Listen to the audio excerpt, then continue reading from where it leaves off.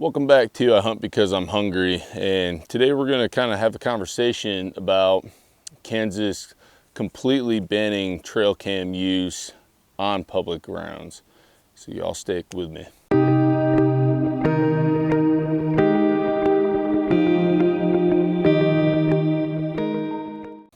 All right, welcome back. So today I kind of just wanted to have a conversation and get some people's thoughts about more and more states over the years starting to ban trail cameras and kind of how you feel about that. I've been using trail cameras since 2019 because that's just when I started getting into hunting a heck of a lot more. So before that, I just kind of went off of feel and scouting and putting in the groundwork and the time, the sweat, just walking, doing my research on the lay of the land. And it made it a little bit more interesting sometimes, just not knowing if anything was actually used in that area. But being able to use trail cameras, I feel, in my opinion, it kind of gives you a better outlook in what's in the area, right? It doesn't necessarily mean that if you use a cell camera that you 100% are like, oh, look, it just popped up on my phone, I'm gonna go hunt that area. To me, I don't necessarily think that it's unfair or gives these deer an unfair advantage, right? I think it kind of lets you hone in more on the more mature deer, right? So let's say you don't have cameras in this area and you're kind of just out there hunting, and the first one that you think is mature walks by and you end up shooting him, right? But not knowing that there's a much older buck in there, if you're into the trophy hunting and everything, not knowing that other buck out there, that bigger buck, more mature, one that you probably need to take out of the herd or would like to take out of the herd, is out there, and just not knowing that you could have the opportunity of taking that buck. I think that's kind of a disadvantage, right? Knowing the population of the deer in an area, I think, is very important. I think it gives you kind of a rough estimate of the does in the area. It gives you a rough estimate, if you run them early in the spring like I like to do, it lets you know when fawns are dropping, right? So if you have a coyote problem, now is the time to go out there and take care of it, because you know they're going to be more active. They're going to be more, hunting just a little bit harder to try to get those newborn fawns, right? So if you can go out there and hunt them down, protect them, that'll help the herd's population and the health kind of as you go forward, if you see it that way. Because in my eyes, that's kind of how I see it, right? Every coyote is just a fawn killer in my eyes, right? But I know nature is nature, and fawns have to die, essentially, and then not every single deer is going to make it, because coyotes have to eat too, and they're animals, right? But I think if we can lower those population numbers, it'll help improve the deer herd in the general area, right?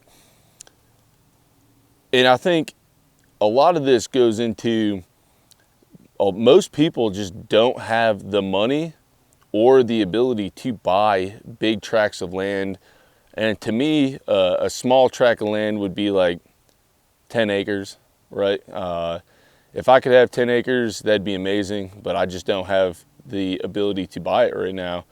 So it's not really something that's in my book or in the very near future for me.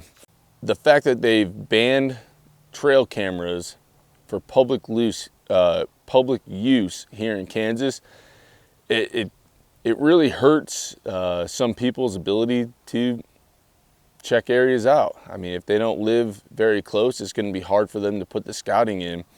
And to me, if you're not putting in the time or the work or the scouting, you're just doing yourself an injustice, and I think you're doing the herd an injustice. Because I usually like to take out the more mature deer if I can, and not only because that means they're going to have a bigger rack most of the time, but it means that you're thinning out the herd in the proper order, in my opinion, right? If you want to take younger does and everything, that's fine. Like if you're a meat hunter and you say you're a meat hunter and you want to just shoot does, by all means go for it, shoot does. I have no problem with people shooting whatever they want to shoot, but I think there's more people out there who want that more mature deer and who want the ability to do it because they probably don't have a whole lot of time to get out there. So that being said, in my opinion, I really just think banning trail cameras is just, I don't know. In my opinion, I just think it's not the best for most people. But it'll really test who the true hunters are out there, because the ones who are willing to put that extra mile in, get feet on the ground, travel, go look at areas and scout throughout the year, and just be prepared for hunting season. It'll put that to the test on who can kill mature bucks, right? You're always going to have those people who are lucky. You're always going to have the people who have that 180 walk out in front of them who's a 6-year-old and they're able to put an arrow in him and they just got pure lucky. But then you're going to have guys who put the time in and they just aren't as lucky and they have to put even more work in, right? So I think trail cameras help you kind of hone in and identify your more mature areas of deer, and kind of gives you a rough estimate and a rough idea of where they might be working. But again, I think this is a topic that we could go on and on and on and on about for a long time. I think there's some people who feel that trail cameras are the world's worst thing that the hunting community ever came up with. I think there's some people that think it's the best thing they ever came up with. And to me, this last season, not being able to use a trail camera, I mean, it made stuff harder. Honestly, it forced me to try and become an even better hunter than I am, right? It forced me to put more miles on, to spend more evenings out glassing the cornfields, the soybean fields, get in the woods, look for beds, look for the thicker cover. If I was hunting a new area, it made me really get to know these new areas. So on that aspect of it, it was a good thing. But this is all stuff that you can still do with having a trail camera, because trail cameras are not 100% reliable. And when it comes to the rut, they're not all that reliable in my opinion anyway, especially on public land. You've got deer that'll cover 2 miles in a day, a night, 4 hours. You got deer that'll stick to a 1 mile area. You got deer that'll be here in the beginning of the season, and as soon as the rut hits, you have no idea if they're still there. You have no idea if they've been shot, because there's just no way to know if you don't have a camera, and it's not your it's not a deer that stays in the area. So again, there's not one answer to should we be able to use cameras. There's not an answer for why we can't use cameras. But I think to ban them and kind of take that ability away from the hunter is just wrong, in my opinion. There's a lot of people disagree, especially here in Kansas, with a lot of out-of-state hunters coming out here. But I mean, when you've got such a beautiful state like this, it's really hard to keep people away. This is the land of the giants. You're talking the Midwest, the plains. You're talking Iowa, Kansas, Illinois. You're talking some in Nebraska, North Dakota. You're talking all these big buck states in this area, and with them going away from cameras, it truly makes it harder for the out-of-state hunter, who only gets 1 or 2 weeks here if he's lucky to draw that tag.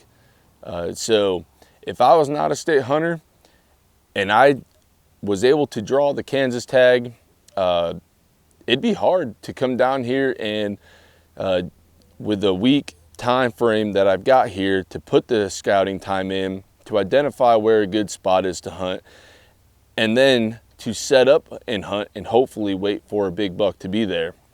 Now, if you are lucky enough to have cameras, or you're able to have cameras in that area, it sort of helps you identify, so you're not essentially wasting a day trying to find a spot, right? Now, it's not necessarily wasting a day, but you know, you have to put in the time to be successful. So in that aspect, not having cameras, you have no idea what's in the area, all right? Everything changes throughout each year. One buck that you may have been watching for 3 years, he dies because he gets sick or he's injured or whatever, and you just have no way of knowing if he makes it through. So in that aspect, it's kind of sucks not having cameras.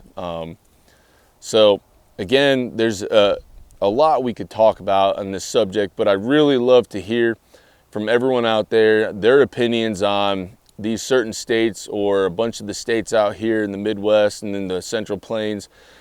I'd love to hear from everyone else, their opinion. Is it good? Is it bad that there's no cameras? But you kind of know my opinion where I sit. I'm for the cameras. I like it. But I see myself as a decent enough hunter or a good enough hunter to go out, scout a piece of land that I've never hunted before, and able to be successful still without cameras. But some people, I think, might just rely on them just a little too much. So anyway, just leave a comment down below and go ahead and let me know what y'all's opinions are on this. And do you agree? Do you disagree? We'd love to hear from you. But thanks for watching. Just wanted to do a short video. If you could, like and subscribe. Let me know if there's other content you'd want to talk about.